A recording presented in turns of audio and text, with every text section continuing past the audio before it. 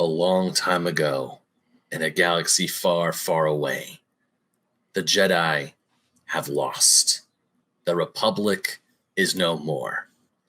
Obi-Wan Kenobi lives in solitude on Tatooine, going by the name of Ben, to watch over young Luke Skywalker from afar, but also to keep his identity a secret, for fear the Inquisitors might find him. Well, unfortunately for him, Bail Organa knows exactly where he is, and when his daughter is kidnapped by Flea of the Red Hot Chili Peppers, he entrusts Obi-Wan to go find her.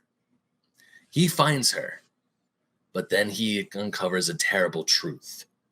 His apprentice, young Anakin Skywalker, one who was thought to be the chosen one, the one to bring balance to the Force, thought dead, is alive and hunting him. And now we see how it all comes down in these 2 episodes of Obi-Wan here on Fake Nerds Watch. I am Ben, the Jedi Magnet. I am back. I'm here. I missed the first 2 episodes, which kind of bummed me out, but things happened and I need to go take care of it. And I'm here with Brandon T. McClure, my fellow Jedi. All hail our Lord and Savior Vader. Oh, never mind. He turned. Screw him. I'm also here with one of the members of the Path, Sparkz Witty. Yes, I'm here. Hello there.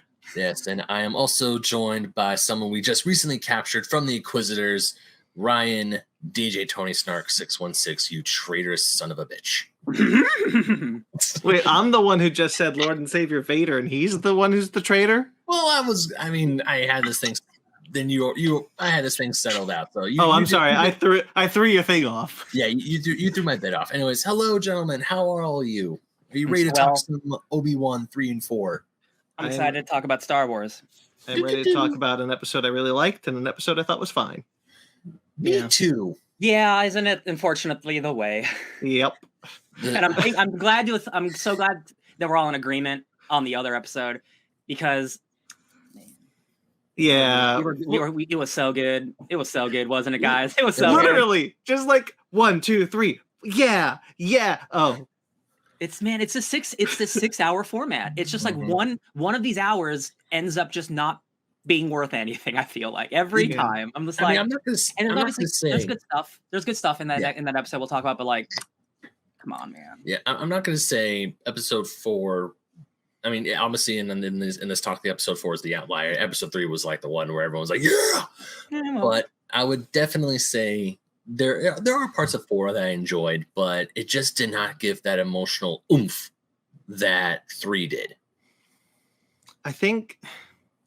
So let's talk about 3. Let's talk about 3 because I think 3 is excellent. Oh yeah. 3 has some of my favorite stuff I've seen in Star Wars ever. There's a lot of great stuff. There's a lot of great character moments just between Obi-Wan and Leia that are just beautiful. There's a lot of great, just like horror. The first thing we see is Vader coming out of the back to tank and then talking to the Inquisitor. By the way, I think it's a good place to say this. Whatever they're doing differently with that re-speecher device that they used on Mark Hamill and Boba Fett, it's working much better for Vader.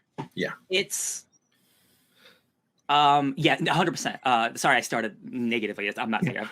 It's interesting that they chose to do this because it sounds fantastic. And it sounds fantastic for this specific reason, I think, because you have Anakin Skywalker and his voice is being turned into a robot voice because of the thing. So like for me already, I'm okay with it being a different voice. I'm okay with it being a more robotic voice, but it also sounds really good. And I don't know what they did, maybe because I just have so much James Earl Jones to work off of, or because it is that more like robotic voice. It's easier to synthesize as to opposed to a real voice. If they never would have said anything, I wouldn't have known it wasn't James Earl Jones. So it's one of those situations where like, oh, the Avenger suits are fake and you didn't even know it. I'm like, well, if I didn't know, I guess I don't have a problem with it, right? Like, it's one of those situations. Yeah. So it's so weird to still credit him like he was there. I mean, like it's his voice. Like it's his voice, but it's weird. I have a theory. I have a theory that he was. I think what they did differently. I don't know if this is true. I think what they did differently is they had Hayden Christensen and James Earl Jones record the same lines, and then they used the re-speecher to make James Earl Jones' voice younger, and then matched with Hayden Christensen's voice, which with like the cadence and like the emotion coming through it. Yeah, well, I can believe cool that. if that's true. Yeah, I don't know. I don't know either. It's just a theory because like the difference between Luke in Boba Fett and Vader in this is astounding. Also, not even Luke. Other Vaders. Vader showed up in Rogue One, and he showed and Mufasa, and James Earl Jones sounds old as shit. It's because he's not. Well, yeah. That's the thing. Like his voice is it's gotten older. So like doing this re-speecher thing to use his voice just to like augment it to make him sound younger. That's not as bad as making someone's voice up. I don't think. Yeah, I feel like they're kind of just like tuning it as opposed to recreating it. Yeah, I would definitely say that because when Vader started talking in episode 3, like when he first starts talking, it's like, man, he sounds really close like he did in episode 4, or he sounds like a younger Darth Vader. And for a second, I was like, I really hope, because I mean, they created him. It's James Earl Jones. It's his voice. But I was like, man, they did that re-speecher good, because like we said in Rogue One, his voice sounds old. But he doesn't. But the thing that shocked me is I didn't think it was the re-speecher until someone pointed it out in the credits. Yeah, I thought it was James Earl Jones because he's credited, and then it was announced the day after it aired, like, hey, James Earl Jones came back to do this, and I'm like, oh, so it was James Earl Jones, and then someone like, I don't mean to break it to you, but it was the re-speech, and I'm like, how? Yeah, I do think again it is a situation where it's easier to tweak someone's voice as opposed to like fully recreate it, which was for some reason why they did that in the Luke stuff when they probably could have just done the Mark Hamill tweak, if anything, if you think about it. Maybe this was a learning lesson, and hopefully I do think so because the thing is like the biggest problem I had with Luke, because it's not Hamill, it's Luke, is that it sounds emotionless. Yeah. Like you don't get any emotion out of that voice. It just sounds flat for Vader because it sounds like he's talking like he was a robot man. But I get the rage from Vader. Yeah. When Vader is raging, I feel it. I feel like that is coming from James Earl Jones's emotions, or Anakin's emotions, and like I just think that was the difference. That I got emotion from this character again. Yes, yeah. All of the emotional stuff, all the acting stuff from episodes 3 and 4, I would say I really enjoyed. I am personally starting to run up against. I can tell. The first 2 episodes were shot very well. I know it's a TV show, but like it was disguising it pretty well as like, prestige TV show. Episodes 3 and 4, even 3 too, I definitely felt, okay, this is definitely a TV show budget. They are making a big Star Wars thing on a TV show budget. Specifically, as good as the stuff with Vader is, it's a big empty quarry, and Vader and him are just in a big empty quarry, and he's acting like Batman, sneaking around in a big empty quarry, and it's good emotionally, and it's visually striking, but there's just a scene where Obi-Wan's just like standing in front of Vader, and then he just starts running, and I'm like, oh, and then we're just continuing a chase into a quarry, and it's shot like a CW show. It looks better than a CW show, but it's shot like in one of those warehouses or in the middle of the desert like a CW show. And that's it didn't bother me in this episode, but I noticed it. It was very noticeable. Like, these are just 2 dudes in the middle of a field. It's the budget. I definitely felt it. And then the next episode, I really felt it. Which is in the 3rd episode, not so bad. I think, again, the emotion is what's important. All the stuff that, all the dialogue, all the fight, it was fine. It was good. But man, it's just giant quarry. And I'm like, yeah, okay. All right. We're here. It's fine. It's fine. Yeah, I think it's fine. I will agree that I kind of also started to notice I am starting to notice the budget constraints, especially in 4. But in this one, in 3, I didn't mind the quarry thing because I'm still holding out hope. Because let me rephrase. I think that the quarry works. The quarry thing works because, you kind of set up that this planet is a little bit barren. They're going to a place where there's no people. They're going to a quarry to get onto that ship. All right, fine, sure. I hope that the final battle, because we know it's coming, is in a more interesting place. Yeah. Because and that makes me okay with that. But if it's not, then I'll retroactively not be okay with it, if that makes sense. Yes, and knowing that there will be a second battle, again, like I don't know how many times I want them to meet so many times before they meet in the New Hope, but that's just my own personal thing. But 2 battles, I guess that's fine. It's got to be real interesting. Because like this is like the one that we've all been waiting for, and I just don't know after 3 and 4 if well, no, because I really like 1 and 2, so I still have hope. Unlike some other shows, I still have hope. But man, 4 really put a dinger in my bell. Let me tell you. Sparkz, you've been a little silent. Do you got anything? Yeah, it's sure. It's partially because I don't know if my internet's going in or out. I pretty much agree with what Ryan was saying. Like the emotion and character stuff of the fight in 3 comes through. So, but it wasn't the best place, I think, to stage it. Sure. I think episode 3's mostly got it. Like it knows what it's doing. I think it's following its path pretty well. I arguably like episode 3 more than episode 2. Mm-hmm. The Vader stuff is really good. It's really cool that you can feel Hayden Christensen in the suit when he's marching down the street, things like that. You can tell when he's that dramatic ass. Yeah, that he's putting something behind it. You know, because like it is a big deal to him to be in the suit, and that makes it impactful enough. Like, sorry, just to. I think they make good choices with. No, I was going to say, just read that scene when he's walking down the street and he uses the Force to snap a kid's neck or a dude's neck. It's like a kid's neck. It was a kid's neck. No, it's a kid. Yeah. Just when he snaps that kid's neck, it's like, there's a reason why he's the scariest man in the galaxy. Yeah. It's really. Continue. No, I'm just gonna bounce off Ben, but like you have a thought, you're continuing. No, I thought that was a really good striking scene. I mean, like honestly, like the whole episode's worth it pretty much for Vader marching on Obi-Wan. But I also really like Tala. I think Tala is a cool new character, and the idea of the underground railroad for Jedi, the path. is pretty cool. I really like. If you don't mind my bounce off the path there, I really like that it's basically stated outright contextually that the forming of the rebellion started as a way to get Jedi off of Imperial controlled planets. And that's kind of where, like, because there's, she talks about like we have safe houses in other places and we're just trying to connect them all. We're just trying to figure out, and that forms the foundation for what will eventually become the rebellion that we meet in Rebels. And I like how we're not in a place where there's a rebellion, but we're in a place where there's still Force sensitive kids out there that are being hunted by these Inquisitors. We got to get them out somehow. We don't want them to die. So that's how this began. And I like seeing the roots of that. Yeah, it is really cool because again, like this is pre-rebellion. Then we got Andor coming, which is the building of it, and then we had Rogue One, and then Rebels and stuff.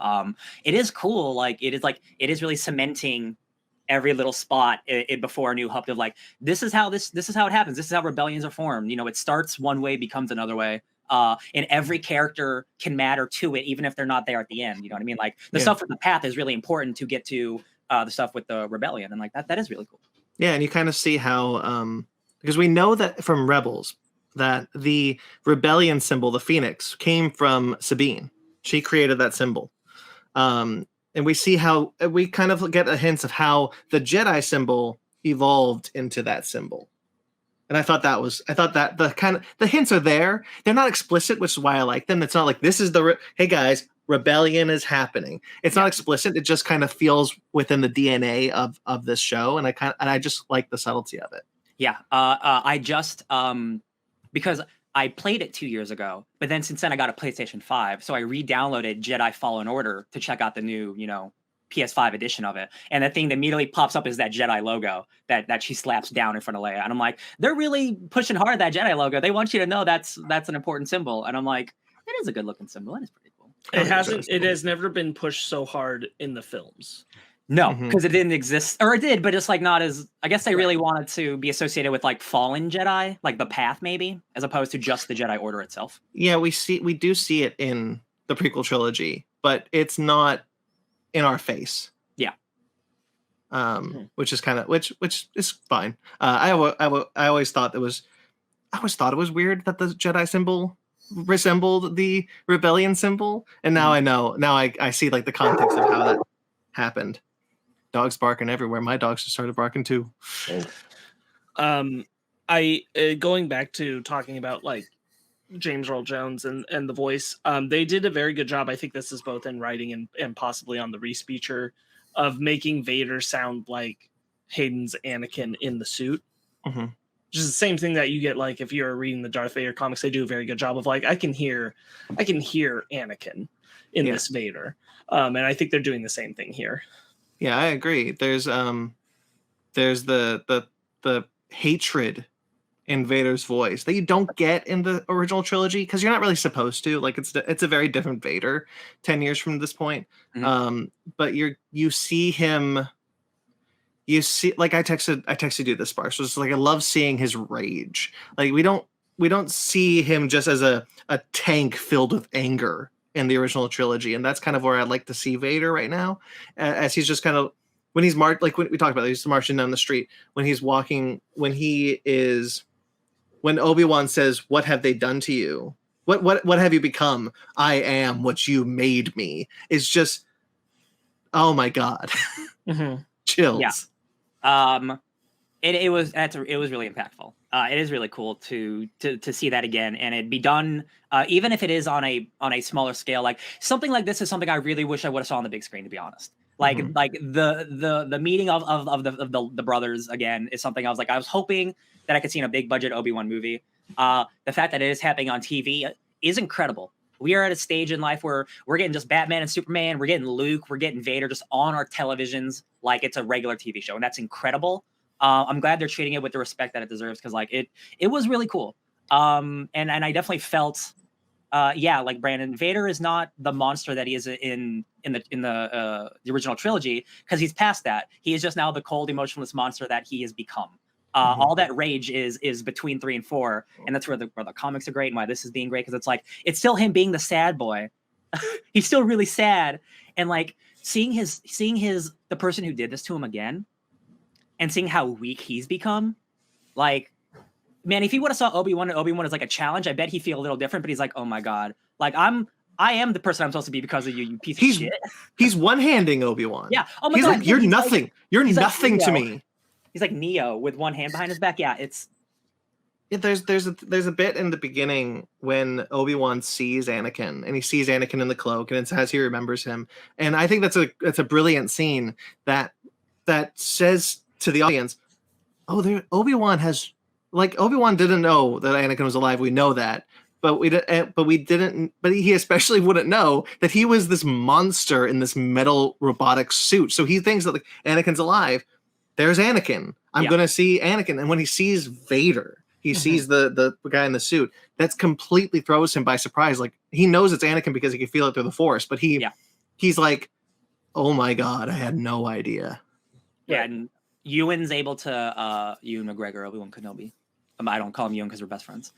He's able to convey a lot just with his eyes, like in like when he's like looking through the scene. He's like, oh man, this is so much worse than I thought. Because like he sees Anakin dragging a lady without even looking, snapping a kid's neck, and like killing younglings. Like it's I keep talking about like will Disney, like, are they gonna like pull punches? And like I'm glad that like Vader's a bad person. Vader's a murderer. He's at this point he's a psychopath. Right. For to show him doing what he does, like again on this quote unquote kid show in a way, like it's like, man, like no, like kids can handle it. Like they should see bad people do bad things. At this point, Vader is the boogeyman of the galaxy. People are not sure he's real, and when he shows up, not many people survive seeing him. The Gorn. And we should, the Gorn, and we should be scared of him. We should, especially at this point, we should be scared of Vader. And there are a couple of people talking about online that they're bummed that the Imperial March doesn't play. I kind of like that it doesn't because it creates this era of Vader that he is a monster. And I agree. I appreciate like a theme there, but like there's something that the music does here where he's just a monster, and I love that. I think more importantly than that, the Imperial March implies an association with the Emperor and the Empire. Yeah. This is not Vader on the Emperor's mission necessarily. This is Vader on a personal mission. Yeah. This is Vader doing. So Vader. the Imperial March would feel out of place for that. Yeah. Sorry. Yeah. What I was going to say was the scene. I mean, the scene where Vader walks down the street. Looking back, it shows his ferocity and his power, or essentially how far he's willing to go and how merciless he is, like in the ending scene of Rogue One. Mm-hmm. Not as graphic because, you got a bunch of people shooting at him, but at the same time, it still shows how Vader just does not care. He doesn't, even if you're literally out of his way, you have made a path for him. He is like, I will kill every single person in this vicinity just to get to one guy. Well, what he's doing, he's drawing Obi-Wan out. Yeah. He knows that Obi-Wan is there. He can sense him, and he's like, all right, you're not going to come out. I'm going to kill everybody here until you do. It's the itch that the Grand Inquisitor was talking about, having to help people all the time. Like, he did it himself. He knows what works against Jedi. He's a Jedi. Good scene. On a slight tangent, Ryan brought up like this being a movie. There's not a lot of things about this series in particular that make me feel like, oh, this particular thing should have been a film. Mm-hmm. But the idea of like the Obi-Wan and Vader thing meeting again as a film, I feel like, and I mean absolutely zero disrespect to the composer for this series, the music is just not on Star Wars Darth Vader Obi-Wan meeting again level to me. Yes. Like, it's just not there. I'm not feeling the Star Wars score the way that I usually would. Yeah, I think there's something to be said for the Star Wars scores of like The Mandalorian being unique to that story because it works, and Ludwig Göransson's a very good composer. Kevin Kiner, who does the music for a lot of the animated shows, like he definitely he does his own thing, but he also brings in a lot of motifs from John Williams, tries to make that make sense because those are often set within and very close to the Skywalker saga.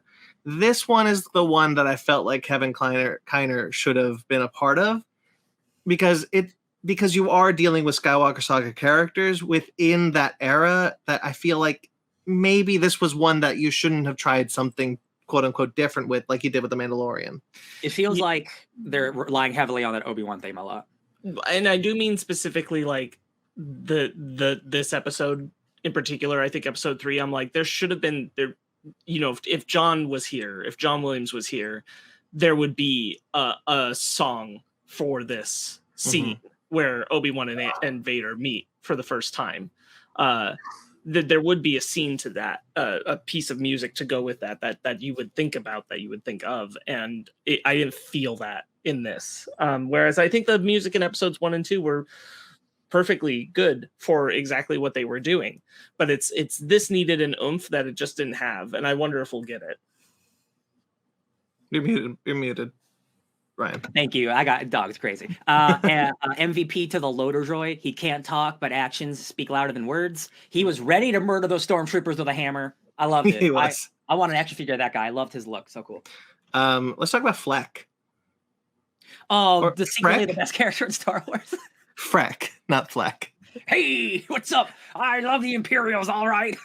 Zach Braff making his Star Wars debut. Oh, that was Zach Braff. Okay. Yeah. After all, thought it was Seth Rogen. I understand. Yeah. I like the idea of this Imperial sympathizer.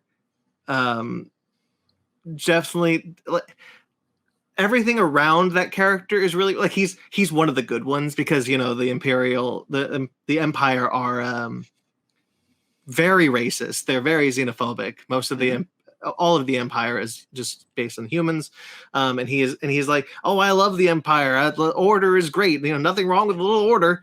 He's what you call a bootlicker. Is what you call a bootlicker. He's definitely someone who, he's like, oh, I don't have any problems with the cops. They've never done anything wrong to me. Yeah. One of those people. Why people connect with him so much is he is one of the most like believable, relatable, not relatable, but like, this person. They look nice. They're a good person on the outside, but once you get a little racy and once you get race involved, you're like, oh, maybe there's too many green people on this planet. You know what I mean? Wink, wink. Really, really, honestly, like I love that Star Wars did that. They're like, yeah, he's just a regular guy.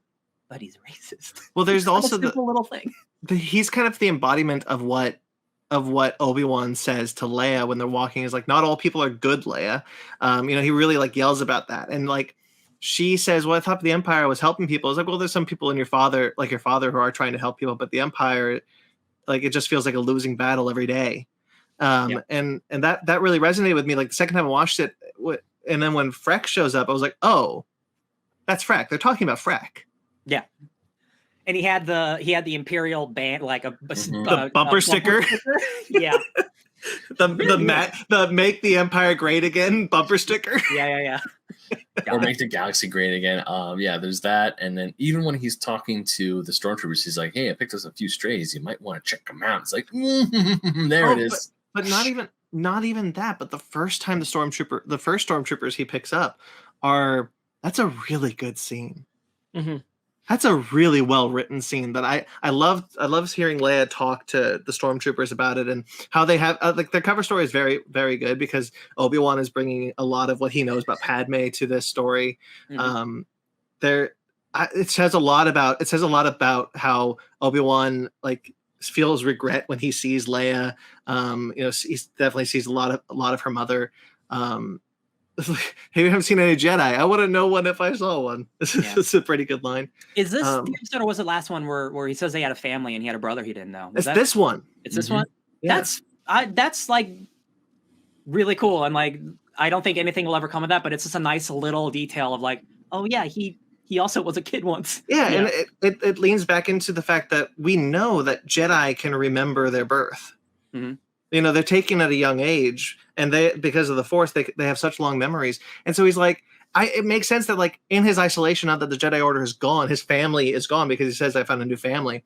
He's thinking about, I wonder what happened to them. What happened to my parents? I think I had a brother once. Yeah. That makes a lot of sense to me and shows a lot about that character. I really hope and I'm not worried about it, but I just like, every single line people break apart. I really hope that's not like a weird setup for another Kenobi. Like, I don't think it is. I'm not worried about it, but like 2 years down the line, we get a young new Kenobi who's in like the new movies or whatever.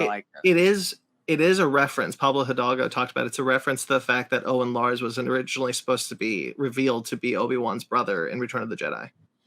Oh. It's a reference to that because they took that line out and made Owen Anakin's half-brother. But I like the fact that they were just like, oh, we'll just sneak that little piece of Star Wars history back in there. It's like Doctor Strange had a little reference, like, oh, it's just a nice little character thing. That's yeah. Yeah, it's very much like that. I thought everything in that section's really good. I like Leia asking about Padme, which I thought was really nice. The part where one of the best shots where Obi-Wan sees Anakin on the mountain. So good. That was real good. I'm only disappointed in the fact that we didn't capitalize on that kind of moment more so far. Yeah, I wanted more. I got to be honest. I thought we were gonna do the tried old true, get into the back to tank, do a flashback. We're gonna talk about what you and I thought episode 4 was because you and I were on the same page. I think I was too. And real estate, guys, real estate's running out. Yeah, we'll get to that, but I really like that. I like. In some ways, that moment in episode 3 set episode 4 up for failure for me. Yeah. I think, because that was telling me about a thematic idea of the show that episode 4 doesn't seem to be going down. Maybe 5 and 6 will, but 4 certainly didn't. And I thought that was a bummer. Not even I am concerned. I'm not concerned. I would frankly rather not have that moment if we're not doing anything more with it. If it was just that brief moment, I want more of that kind of thing. I want more into Obi-Wan's mind in that way. And if we're not going to do more, I don't know if I wanted that moment to be there if that was it. Yeah. Sure. I didn't need more in this episode when we're talking about episode 3. That was enough because we get Vader in the episode. I didn't need more than that, but in general, like, yeah. I agree with that. Wholeheartedly, honestly. We need to talk about I didn't bring it up much in episodes 1 and 2 because I was like, I'm gonna kind of let this slide. But now that we've done episode 3, and episode 3 is where it really stands out. We gotta talk about why the F Obi-Wan would leave Tatooine in a Jedi robe, in a Jedi outfit. It just doesn't make goddamn sense. It's really upsetting. I hate it so much. It's a bummer because like the unfortunate reality is that like Obi-Wan was not originally designed to be wearing Jedi robes in A New Hope. He was just that's what a person who lived the way he lived on Tatooine would dress. And then they backtrack that into being Jedi robes, which is fine. But I'm like, why didn't he leave in the blue tunic he was wearing in episode 1 with like, maybe I get a hood, but like just doing the full Jedi outfit. I'm like, if it's essentially the uniform of the Jedi, this is not hiding my guy. I want to push back. The cloak and hood is not brown. It's completely different. Brandon. He's doing a thing. The thing is, like, people. He also didn't change his last name, so like he whatever. also keeps the hood down a ton of the time and then pulls it up only when things seem like he might be in trouble, so he looks more suspicious. That's what I don't understand. Putting your hood up, especially when Jedi are on like the hunt, that is the most suspicious thing on the planet. What's going on? Come on. Kanan had the right idea. I'm just a little flabbergasted by like the absolute disregard for like Obi-Wan at all, thinking about like he'll do everything in his power to think about how he needs to like protect Luke, protect Leia, how he needs to be hiding and everything, except think about the way he dresses. And I just don't get it. Especially, I think all the more damning going back to episode 1 when Tika points out that he knows what a Jedi belt is. Clearly, there's a lot of familiarity with Jedi outfits. I don't understand how you walk out of there like this. I was kind of okay with it in Dayu. I was like, I guess I can accept it here. But now we're up to this point. I'm like, the stormtroopers are looking for Jedi. You look like a Jedi. See, I don't mind his initial outfit. Like I really don't. He leaves and goes whatever. Okay, he's wearing a long cloak and a kind of raggy shirt, sure, whatever. It's the next outfit where I'm like, you just made yourself look more like a Jedi. Yes. What did you do that for? Let's talk about because we got to get to episode 4 eventually, sadly. But the burning of Obi-Wan. And like he's clearly Vader does not want to kill Obi-Wan. He wants to make him suffer and feel it. A lot of people can't have like no media attention at all. Like what are you telling me? Vader wouldn't just kill Obi-Wan? Vader sucks. Why wouldn't he just kill him? Like, bro, he literally said this is where your suffering begins. Right. I will say that I've watching it twice now. I do think it's strange. And this is kind of just Star Wars. Like, I want to be clear. This is just Star Wars. The Force is only as powerful as the writers need it to be. Yes. And the Force can hold Obi-Wan from across a flame and throw him onto the flame. But as soon as another flame shows up, you're telling me he can't use the Force to just be like, no. That's kind of the thing where it's like, that's just Star Wars. My read on that was that Vader absolutely could have grabbed Obi-Wan in that moment if he wanted to. Mm-hmm. Vader's disappointed with him. He wants him to come back. He wants him to come back stronger. Yeah, sure. I think he wants that. Again, like still playing into the like, ooh, will they do it idea. Vader wants Obi-Wan to kill him. Mm-hmm. The thing of like when I really like the idea that like that he's been thinking about this. Like Vader's been thinking exactly how he wants Obi-Wan to suffer. So he's just like, oh look, flammable rocks, light that on fire. Mm-hmm. Look familiar, Obi-Wan. What a coincidence. What a dramatic little shit. Oh yeah. We talked about Tala and she appears in the next episode too. I think she's a great new addition. I'm always a big fan of like spy characters like that. I want to talk a bit. I have one note about her, which is that I really like, especially in this episode, I really like that Obi-Wan, who has been very jaded up until now, is now seeing people fighting for not just fighting the Empire, but fighting for Jedi, fighting for Force sensitive people, knowing that this is wrong, and is showing him like, oh, I might have made a mistake, cutting myself off completely like I did. Maybe it isn't as hopeless as I had thought when the Jedi Order was destroyed. Yeah, I mean, even Quinlan was here. Jeez. That was my other thing. I was literally about to say, Jesus Christ, Quinlan Voss is alive. That's amazing to me. He'll definitely be Well, showing up eventually. Who's sometime soon. Quinlan Voss again? Okay, buddy, Clone you Wars. have not seen Clone Wars? I knew it. Okay. Okay, We don't have time. No. Quinlan Voss is a Jedi from Clone Wars. He's actually in episode 1 very briefly.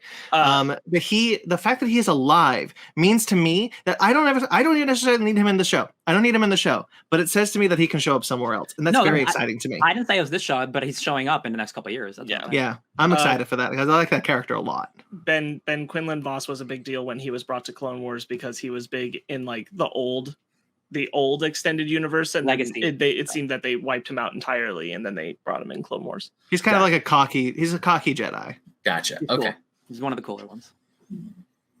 We'll show you a picture of him later. Sounds good.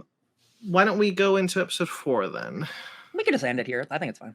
Okay, so thanks guys for watching.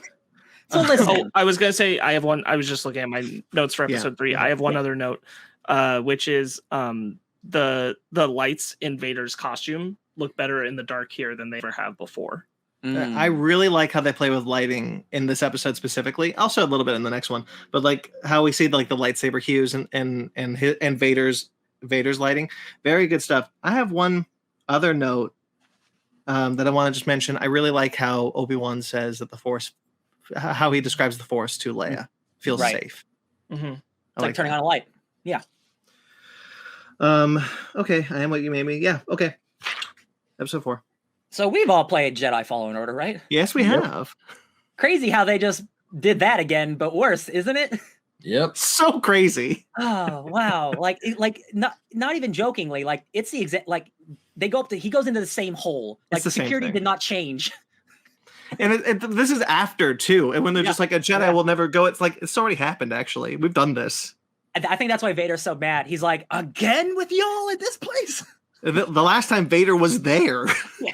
God. If I had a nickel for every time someone escaped a Castle Inquisitorius, I've had 2 nickels, which isn't a lot, but it's weird that it happened twice. Like straight up, like killed the first Inquisitor that failed him in front of him. Like literally, she fails, and he's like, "All right, I'm gonna step in now." So like after episode 3, I told Sparkz, I'm like, okay, I'm a little worried about the next episode because like Leia just gets kidnapped again, and are we just gonna have like another kidnapping? And I was like, I was you know. I knew it was going to be at the Inquisitorius or whatever, so I was excited about that. But man, I think this is the worst shot episode as well, because it feels like we're in the same freaking hallway for half the episode. I feel like so many choices, not just how it's shot, so many choices that were made in this episode are so weird. Reva interrogating Leia, and she can't tell that she's a Force-sensitive child at this point is insane. That's her freaking job. Is to find Force-sensitive children, and she's interrogating her, and this 10-year-old child is taking it like a Jedi can't, and she's like, "Oh, this is no big deal." Are you kidding me? Are you really kidding me? I do agree with that, but I actually like the scene. I actually think it's a pretty well-written scene with how Reva and Leia are talking. I like their dialogue exchanges. I really like how Leia is I like the young girl who plays Leia anyway, but like how it's not necessarily sass. She's kind of outsmarting Reva. I like that stuff. But I will agree with what you're saying about how it is a little bit of a stretch at this point that Reva hasn't noticed that Leia has the Force. At this point, like I will forgive the last 3 episodes, but she's in a room with this girl doing the Kylo Ren shit, and only people who are Force sensitive can resist that, right? As far as we know. Yeah. If she's like at the height of her power of Reva, and this is a child, and she's not at all like, there's something about this girl. There's something about this girl. There's none of that. And that boggles my mind. And this is the situation. This is the episode where I'm like, I'm glad Leia's here. It's starting to be a problem, I think. It's starting to be a little bit of a problem. Sparkz, do you have anything you want to add to that?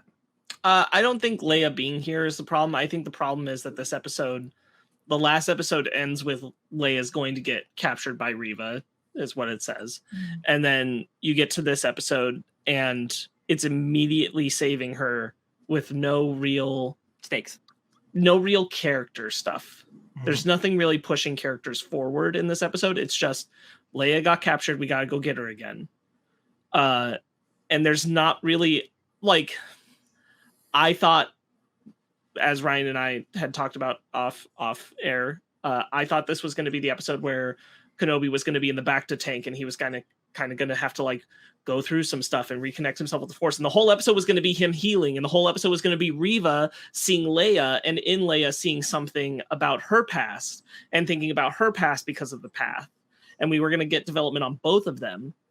I thought that's the episode we were heading into, is background on Me too. her and stuff about Kenobi, and pushing those characters towards what 5 and 6 would be. But I think the worst thing you can do is have a character who's already been abducted and saved once in this series get abducted and then immediately saved again, and not have it actually push the characters forward in the narrative. Yes, that was my issue with the episode, completely. One of the things that I thought we were actually going to do with, okay, so we're not getting him reconnecting with the Force in the back to tank, whatever. But we see him, he's trying to move the thing in the ship, and it's not moving.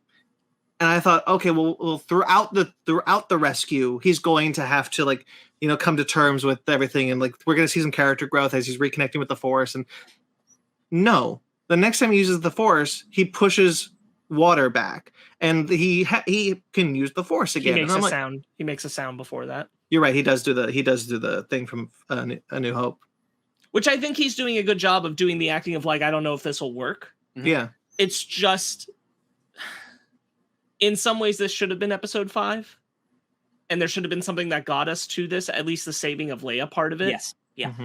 Mm-hmm. Because just doing this, I'm like, sure, there can be there. I'm sure, and I'm hopeful there will still be character development stuff in episode 5. It's just, I don't even know why we went through the beat of abducting Leia if it wasn't doing something for our characters. Yeah, I agree with that. It's just not making a change in Obi-Wan. Not really. Not the act of her being abducted again and then saved. There's a death in this episode that was very, very clearly. Yeah. It's what's it called? Wade. It's set up really early because they introduce a character named Wade, and then he dies 5 minutes later. And that's the only reason he's in this episode, is because they can't actually kill any of our main characters, and they're too scared to kill Tala. And honestly, if they would have killed Tala here, that would have been a great sacrifice for the character, and it would have made Obi-Wan realize that like the things that he's doing he might die doing it, but it's for a greater cause to give him new hope. But again, our main character has to survive, so a random character dies, and that's where our motivation comes from. I think Tala needs to live to the end of the series. Sure. I do think that. I agree with Sparkz that this episode should have been 5, which is kind of where I think both of your points meet. Mm-hmm. Tala dying in this episode only works if this is episode 5. Sure. Because you need that extra push to get him to the final battle with Vader, to get him to A New Hope. You need that extra push, and Tala can do that. We're now too early to have that moment. Tala's death wouldn't do anything for him at this point. I disagree. I 100% disagree, because he'd be escaping the Inquisitorium with the Imperial who just helped him get out of there. Okay, but what do you do for the next episode? I'm not the writer, bro. Well, that's the thing. But that's what I'm talking about. You don't have anything. You don't have anything left for Obi-Wan to do in the next episode, so you just waste another episode. Well, that's what I'm talking about. I don't know if that would necessarily. I don't know if that would necessarily be how it would play out. If Tala died at the end of this episode, I do think then you do the next episode would be about Obi-Wan recognizing giving up her life for this, and that being the thing that helps him to open himself up to the Force more, right? So you like I said, as it is, I hope the next episode is a character development episode. Yeah. Leading into so Tala dying at the end of this episode would have only propelled him towards that. It wouldn't have like happened too early necessarily. I don't think. I don't necessarily agree, but I definitely see where you're coming from. Where both of you are coming from. Like, I don't mean to be antagonistic or anything. I don't see the path, quote unquote. I don't see the path there in my mind. But I will back off. I'll put it this way. Tala dying at the end of this episode, not something I needed. But if it had happened, I would have felt like this episode was worth something for character stuff to go forward. Sure. Right? Because it would have been pushing the character narrative. But because that's her and Obi-Wan like talking to each other, working together closely to do this. But because that doesn't happen at the end of the episode, then I don't know what this episode did She's found for out the story necessarily. She's now found out to be a bad guy, so she has no more use in the Imperial. So she can't do any more Imperial stuff because she's now found out. So she's just a regular person now. Luna, Right. please. And I will also add that it's revealed at the end of this episode that they were let go. Riva let them go because she switched Lola into a spy. Yeah. Poor Lola. Mm-hmm. There's some things. I'm all in all very negative on this episode, but there's some things I do appreciate about it, which is I honestly like the reference to Force Unleashed, the bit where we see Obi-Wan kill the stormtroopers in the dark. I think that's a cool bit, and that's done well. Sure. I like him going through the tomb of all the Jedi. I do kind of wish there were more recognizable Jedi in that because whenever he's like looking at some of the people, I'm like, who's that? Are we supposed to know who that is?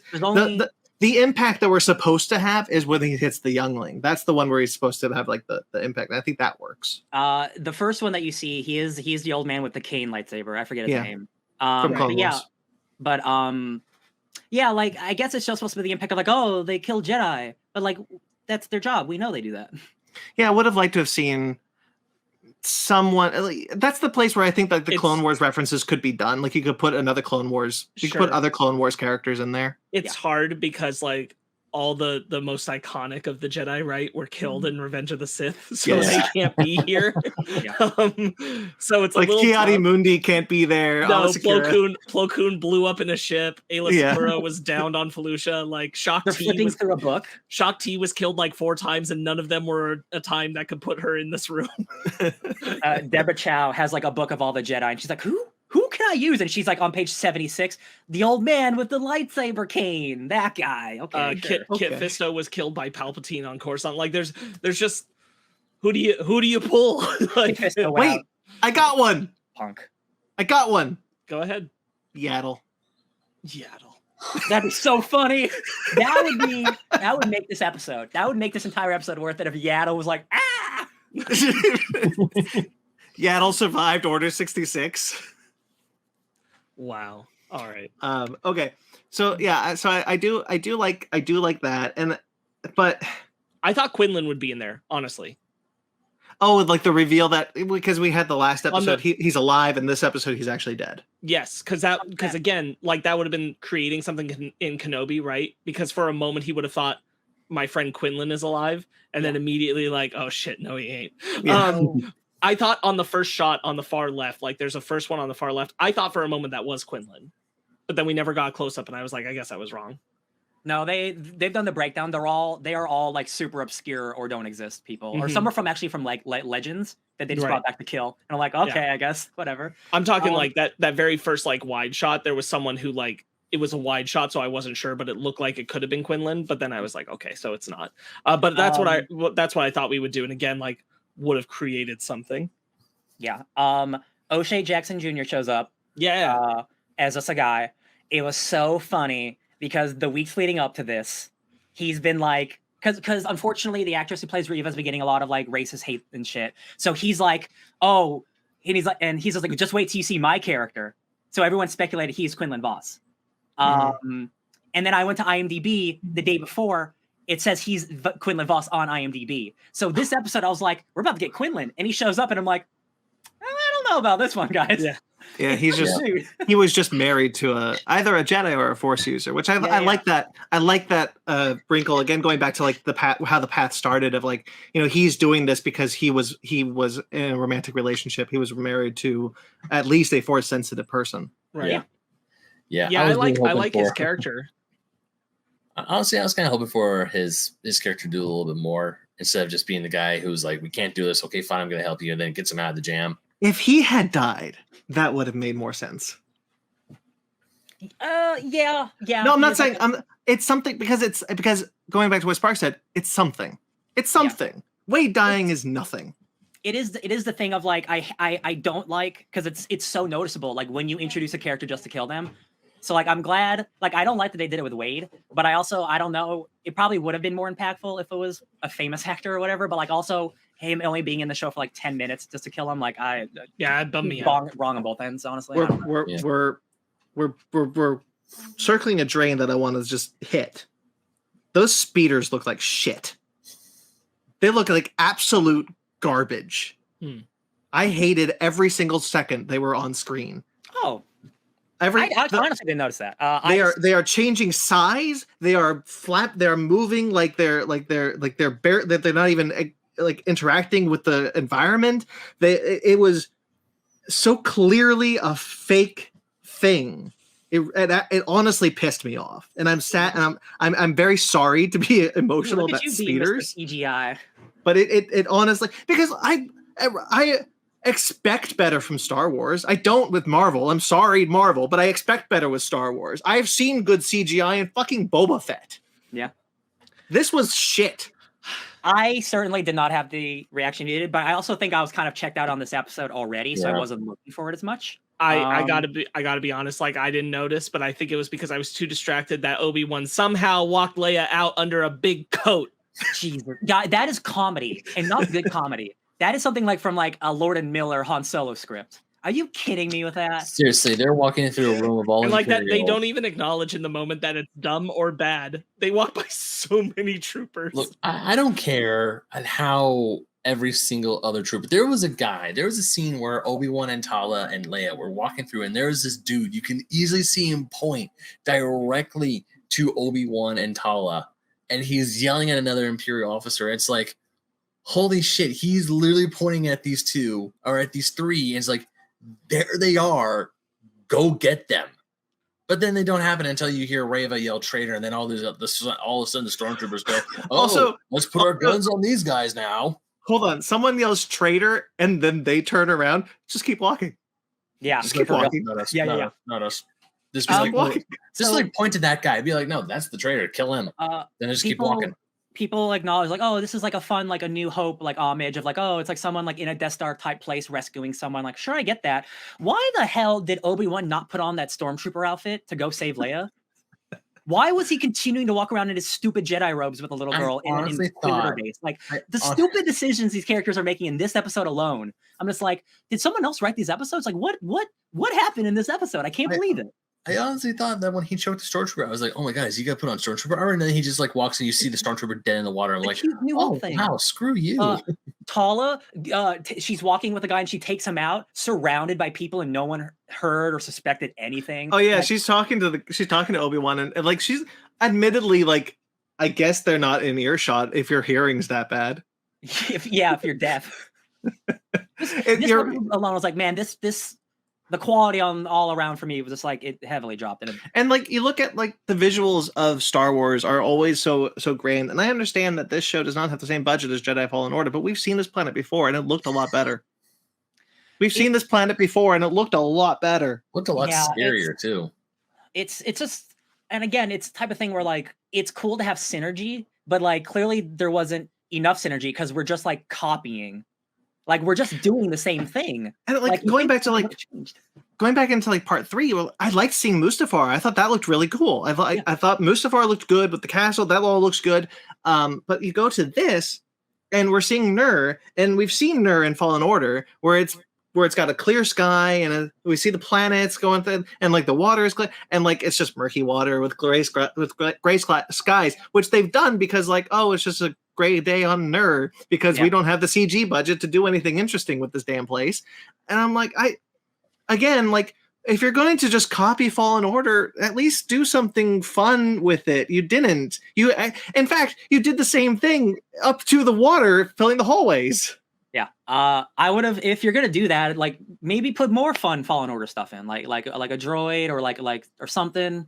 If you're gonna respect it, like really respect it, instead of just like use the same hallways. Yeah, this felt just odd. People are speculating that because they're in the Mustafar system, that the final battle will take place on Mustafar. How do you guys feel about that one? I think they're leaving the Mustafar system right after this. I don't think they're staying. I don't think we're in the system at all, but we're still here. So like, who knows? I kind of feel that if they have the final battle on Mustafar again, it's just way too on the nose. I don't hate the idea of him having the final battle in Vader's castle. I'll be honest. I think that's kind of cool. Yeah. I don't think it's happening though, because again, I think they're leaving the Mustafar system. I hope so, because again, like Leia should not be in any proximity to Darth Vader before A New Hope. Like there are just some Well, things. no, they've met before. We know that Vader and Leia have met before A New Hope. She talks to him like she's met him before. Oh, sure. Okay, that's fair. That's like fair. it's Okay. and like she spends the whole movie with him and he doesn't sense shit. So I mean, like, that's just the way it is. Yeah. Because like he says you're not on a diplomatic mission this time, princess. Meaning that he has boarded a ship that she's been on before. Yeah, and he is just like sick and tired of her shit. Bitch, I saw this ship leave. Yeah. You just saw me gas a planet. I feel like you're kind of in a catch-22 with it, because like going to Mustafar, you're retreading water. I mean, I'm sure if we went to Mustafar, we'd at least go to Vader's castle. Yeah. So it would be a little different. But if Obi-Wan and Anakin are having a final confrontation, it does have to be an iconic location. Not necessarily an iconic location we've been to, but it has to be a location that can now become iconic. So you either have to make a new location that's going to be that iconic, or you have to revisit somewhere. And I just don't know what that would be, because again, you would have to make something brand new. And then otherwise it kind of has to be Mustafar, doesn't it? Yes. I only say that because what if they're just fighting on the mountains of Alderaan over the city? Like, it's very pretty. Yeah. I only say that because we tons of like concept art have come out and it's them dueling on Mustafar. Sure. It could just be concept art, but that time turns into real stuff. It could be a place that Vader lights on fire because he wants Obi-Wan to like it's like emotional warfare. Like he wants Obi-Wan to feel what he had felt. He wants Obi-Wan to die like he died. I mean, he's got like like third-degree burns all over his body. Like he's in constant pain too. So like he wants him to feel like how he always feels. Like I'm also very upset that this episode he comes out of the back to tank and he's fine. I need him to have kept that scar. Like I need him to have kept that burn scar. At least something. Not third degree, like something. Because we never see him with his cloak off in A New Hope. There's nothing saying he doesn't have a burn down there. That would be a nice little thing of like, oh, he does have some damage from that fight. Something to remember the pain that he inflicted, something to give him like that, again, that emotional warfare of like, this is what I did to Anakin, but on a much greater scale. Yeah. I guess I didn't get a good look at it, but I thought he still had marks on his arm.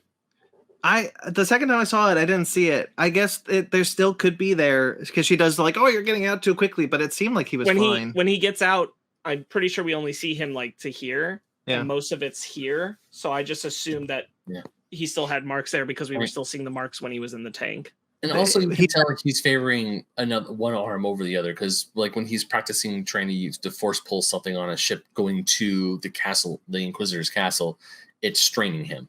And I understand that. He is. That's the thing that actually pisses me off about that moment, because you're right. He is favoring one arm until he doesn't, because he doesn't do that again in the rest of the episode. He's lightsabering everything. By the way, his lightsaber deflecting is poorly cut together and poorly shot. I'm sorry, but that's just awful. That's just awful choreography. Some of it's good, some of it's not. Most of it's not, honestly. I know that the joke is stormtroopers can't hit a single thing they're aiming for, but it's not that. It's not the stormtroopers' aim. I don't give a shit about that. It's the fact that like when we're on him, we are seeing Obi-Wan move like the lightsaber up and down on his face as the camera is also going up and down his face. Yeah, I do agree. I do agree with that, Brandon. I agree with that because I was watching that last night. I was like, okay, seriously? Camera, calm down. This isn't a Bourne movie. Yeah, right. Well, I was gonna say is like this lightsaber blocking just feels very lackluster. Yeah, it doesn't feel like he's actually trying. He's just I get it. He's cut off. He's out of practice, whatever. But still, it's just like it just didn't feel right. I mean, yes, the camera work was bad, but then just for me. I don't even agree with what you're saying of like he's just like flipping.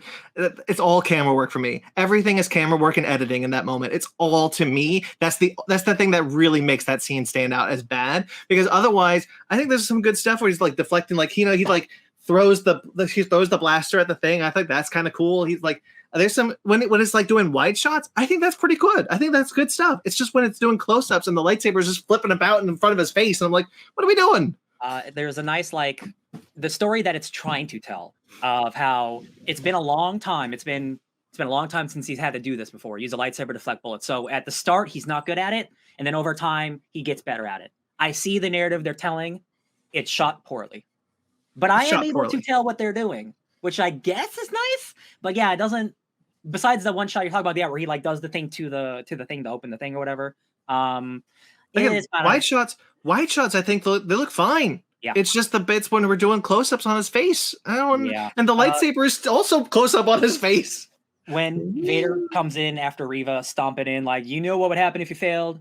That was pretty cool. Vader, that's good. I just like seeing Vader. I can't complain about Vader. That's good. He's just like, bam, love that. And then the second she says, "I let them go." Good performance from Hayden Christensen. That's nice. Then when he's it's like, nice that I feel him. Yeah, and then when she's like, "I put a tracker," he's like, "Oh, okay then." I think you got a delay, Sparkz. He was. Oh, okay. Yeah. I was just saying that. I definitely like Ben is delayed and only Ben. That's weird. That's very strange. Yeah. Okay, Ben, stop talking now. Sparkz, say something. I love Tala bluffing her way through the security. I do really like that. Yes. I like the new marine life we see when Kenobi's underwater. Mm-hmm. There's a little fish that's like he's got his arms out, just. And there's also I really like how smart Leia is when she says, "Okay, but can I tell my father first? Because we're on the same side." I thought that was very good, and those are my positives. Yeah. Oh, I actually like how Reva was about to torture her. Like, honestly, like it gave me a good sense of tension. I don't like that she was going to torture Leia, but I thought that's a good source of tension. That bit when before the Imperial comes in is like this isn't. And then actually, I do have another positive. I do like the bit where the Imperial Tala is talking to Reva, and Reva's like, "How do I know you're not a spy? I am a spy." That's a good beat, honestly. Like I liked that. Yeah, I've been undercover for 2 years. You're messing it up. Yeah. Yeah, I quite like that scene. Yeah, I do too. I'm always a fan of like I said, like spies and like being undercover and like when it's done well. I feel like once the alarm went off, Reva should have known she was involved. Reva should have killed her. Reva should have killed her immediately on the spot. It's out of character that she didn't. That's what I mean. In that moment, like we should have seen a lightsaber go off. Like, oh yeah, no, clearly, like I want Reva to be as imposing and as powerful as I think she is. The show sometimes, like, she's getting worked over by a little girl, which is fine. Like Leia's Leia. I just want her to win a little bit. I want her to win. I think we're too far out. So I think we're too far into the show to expect a redemption arc from Reva, which actually kind of makes me happy. Yeah, no, I am too. I'm just like I'm not sure where her arc is going other than she just wants to please Vader. Yeah. Like I'm still missing the Colonel. I mean, we've read a comic where someone wants to please Vader. We have, it's true. I doubt it's like that. It's way more interesting. Could you imagine if episode 5, she's just like, Vader, I love it. Like, honestly, I'm into it. I'd love that. It would go way up if it did. I'm not sure at this point. We're gonna get a flashback with her being a Jedi, like Padawan or something, and it's like I'm waiting for that. And unfortunately, I hate every single show. Oh, I have to wait to see if I like this thing, and I hate it because I'm enjoying it, but I'm still waiting for the thing that I need to solidify. I think up until this episode, I was like, "This is great. I love this. I'm into this." There was no doubt in my mind that at the end of the show I was going to like it because I liked it. I liked it. And then this episode I was like, oh shit. I'll tell you what. I'm not worried about the finale, the final fight, because that's the end game they had in mind. They made this show to have that final fight. It's getting to there is the rest of the actual work. And most of it was good. Hopefully, like a lot of these other MCU shows, we just have the one episode that's the one. Right. Sparkz? I'm more encouraged for the next episodes knowing that Andrew Stanton co-wrote them, which he did not co-write any of the other episodes. It's just the last 2. Mm-hmm. Sure. So that gives me some hope. I'm trying to pull up who all the writers are for it right now. I was going to say, like, realistically, I don't have a lot of... If this were a story episode in Clone Wars, right? As far as, like, the amount of stuff that happens and everything, there's stuff here that I'd be like, perfectly enjoyable episode of Clone Wars. It's the fact that it's part of a 6-episode series where I'm like, there's not enough character stuff here. It's an event. Like we're doing just enough like narrative stuff for a Clone Wars episode, but there's not enough character stuff here for this 6-episode miniseries. Yeah. We have 23 Clone Wars episodes normally. Okay, so writers for these 2 episodes were Joby Harold and Hannah Friedman, and Hossein Amini and Stuart Beatty for episode 3. That's 4 writers. And Joby Harold and Hannah Friedman, just those 2 for episode 4. The last 2 episodes are Joby Harold and Andrew Stanton. Okay. Joby Harold is the main writer, I believe. Yeah, so it seems. I want to bounce off what you said just real quickly, because you talked about how, like, you know, this is a fine like story episode for Clone Wars, but it doesn't work as part of a 6-episode limited series. We've run into this problem a lot when it comes to Marvel shows, when it comes to Mandalorian, even mostly Book of Boba Fett. I'll be honest, not necessarily Mandalorian, but like we run into this a lot, and it's becoming an issue with the current age of prestige television. When we're now conceptualizing these shows as large movies, we're creating the issue that we're creating the issue where we're falling back into filler episodes, and we're not supposed to have filler episodes when it comes to these shows. We're just not. These shows need to be going at a breakneck pace because you don't have a lot of real estate. And when you decide to waste that real estate, I had the same problem with Picard in its first and second season, and Discovery. Like when you decide to waste episodes with that limited runtime, you really lose my faith you really start to lose my faith. My faith gets rocky that, like, by the end of the show, I'm going to have achieved a complete narrative character arc, because you've essentially just wasted my time. I think it's all the more prominent with Kenobi, arguably more than almost any of the others, because Kenobi, of the journey Kenobi's on, and this just not creating momentum forward on that arc. Yeah. Right? Like, we're mostly just repeating beats for Kenobi of Dayu in a different location and with a friend. Yeah. I agree. I don't have anything more I want to add, except I have a list of Inquisitors that I decided to write down, if you don't mind. Okay. The Inquisitors, I wanted to see which Inquisitors we've met before, and I discovered, obviously, I don't know if we all know this, but we've met the 5th brother before. He's from Rebels. Sounds very different in Rebels. Sure. But he's with the 9th sister. We've now met every Inquisitor, because this episode has created the 3rd sister, Reva. This is the first time we met the 3rd sister. The 4th sister comes from Kevin Scott. He wrote from the she's the one with like the little tendrils. She's like red. We meet her in a comic book just briefly, and that's where she came from. I like that they weren't afraid to be like, okay, we've met some Inquisitors. There are some Inquisitors are alive in this time. We're going to bring them all, but we're also going to create one to kind of create this kind of Ahab mentality. And that unintentionally filled an interesting gap for me as far as like the Inquisitors go, because we've met 12 of them, and we hadn't met the 3rd sister at this point. The 12 apostles. So I thought that was cool. Yeah. The 5th Inquisitor was a much colder gentleman in Rebels than he is here, where he's like, Reva, you're going too far. Okay, all of the Inquisitors from this are not like the ones like in their other appearances. Admittedly, the 4th sister is a blank canvas. She doesn't really have a character in that comic book, so you can do whatever they want. But yeah, I agree. Like, 5th brother and the Grand Inquisitor are just like, you guys definitely didn't watch your episodes of Rebels. There's a really great fan theory that I hope is true, although I think it would be incredibly silly and very twin brothery, that Jason Isaacs is actually casted as the Grand Inquisitor as his brother. Jesus. And I'm like, are you really about to pull like the twin brother? Oh, Jimmy Olsen. Yeah. Jimmy Olsen from Smallville. God, yeah. What's the, not Weed Fest? What's the movie? Beer Fest. A character dies and his twin brother comes in. It's like, your friends told me everything about it. Just pretend I'm him.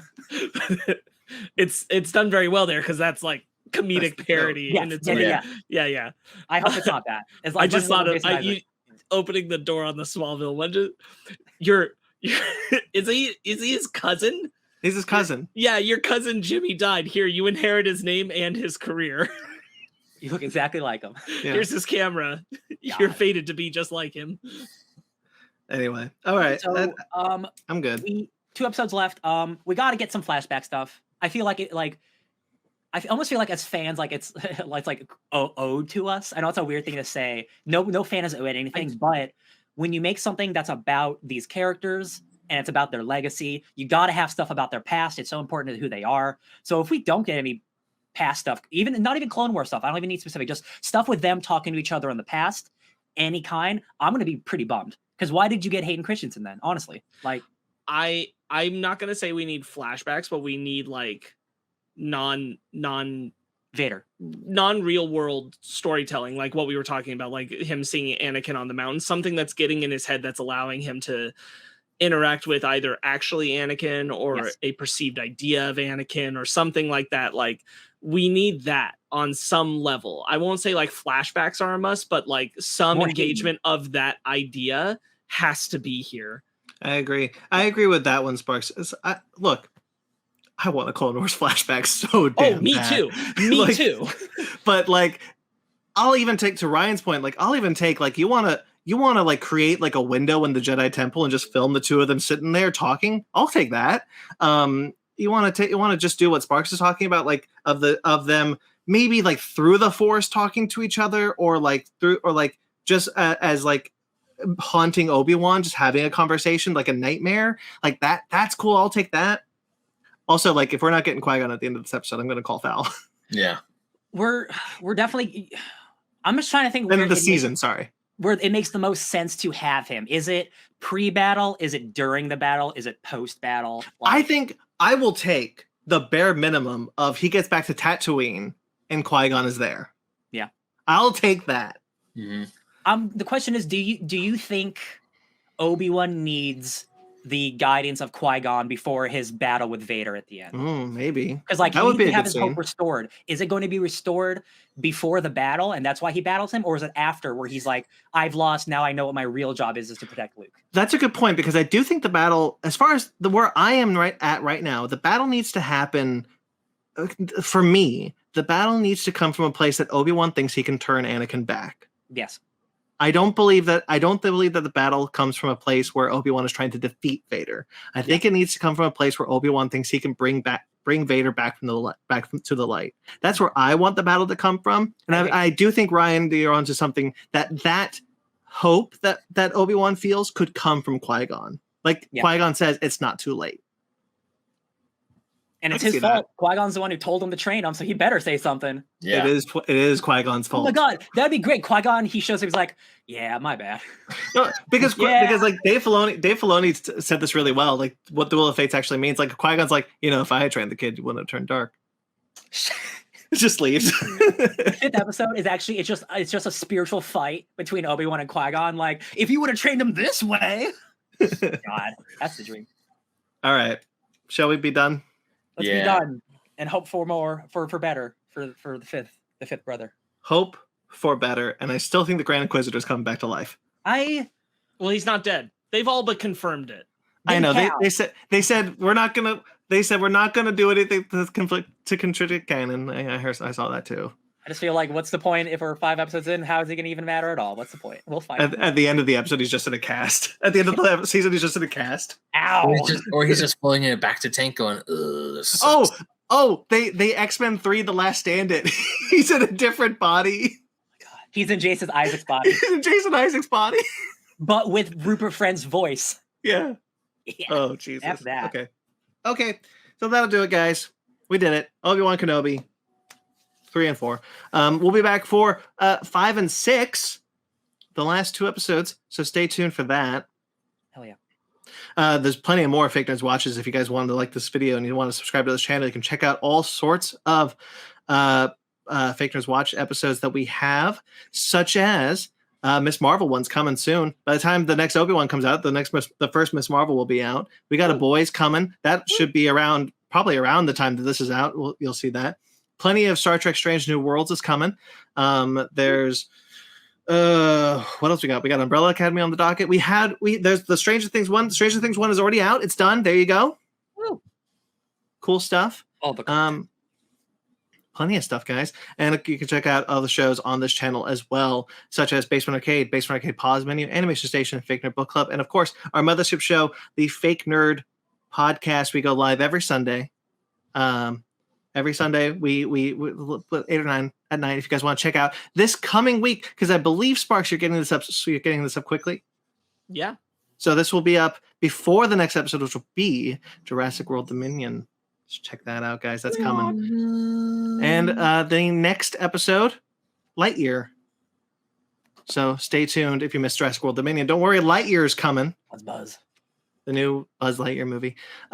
So yeah, guys, thank you so much. You can find our Patreon, you can find our TeePublic if you want to support us there. Those are linked below, as well as our website, fakenerdpodcast.com. You can check out all sorts of things on our social media, such as Fake Nerd Podcast on all the social medias, fakenerdguys@gmail.com. Our 6th anniversary. Our 6th anniversary is coming out. It is. That's recorded. That's coming. So stay tuned. So stay tuned for that. As that's the episode. It's the divorce. Yeah, it's a long judge proceeding. Yeah. Mike's the judge. Oh, that'd be fun. Wouldn't that be really fun? Actually, I just thought of that. Okay, so Fake Nerd Court. Fake Nerd Court. So our 6th anniversary episode special is coming out soon. So look out for that. Okay, that's everything. So I'm a BT McClure on Instagram and Twitter. You can also find my writings on Screen Rant. There's a bunch of stuff coming out from me about Jurassic World, Jurassic Park. There's a couple of Screen Rant articles and an article I wrote about the Indominus Rex on Atomic Geekdom, which you can find some other things there, such as my Revisiting the Infinity Saga series. And you can check out, I edit for KaijiRamenMedia.com. Ben. You can find me on the internet at BenMagnet27 on Instagram, Twitter, and TikTok. You can also find me writing for Old School Gamer Magazine, Fusion Gaming Magazine, and GoNintendo.com. Sparkz. You can find me really, really crossing my fingers for Obi-Wan Kenobi 5 and 6. That's Sparkz Witty on Instagram and Twitter, SPARKZ Witty. Ryan. You can find me playing Star Wars The Old Republic and Star Wars Jedi Fallen Order because I just can't get enough Star Wars at DJ Tony Snark 616 live sometimes when I feel like it. All right, guys. Like I said, like this video, subscribe to our channel. Until next time we see us, may the Force be with you. Doo-doo-doo-doo.